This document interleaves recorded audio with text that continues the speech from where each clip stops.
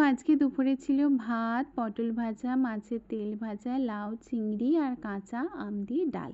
আর ছিল মুসম্বি লেবু। একটু রেস্ট নিয়ে বেরিয়ে পড়েছিলাম। আজকে যাচ্ছি বেলুড় মঠ। অনেকদিন ঠাকুরের দর্শন হয়নি, তাই চলে এসেছি বাগবাজার ঘাটে। আর কি সুন্দর বিকেলটা না, অনেকদিন পর এরকম একটা সানসেট পেলাম।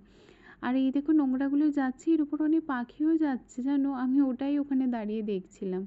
আর যেতে গিয়ে জানো এই মন্দিরটা দেখলাম দূর থেকে, কি অপূর্ব লাগছে দেখো।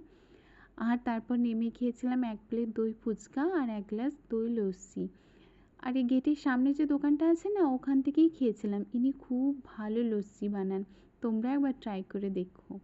আর যে কারণে এখানে আসা, এই সান্ধ্যকালীন পরিবেশ কোথায় পাবে আর, এত সুন্দর এখানকার পরিবেশ, মন জুড়িয়ে যায়।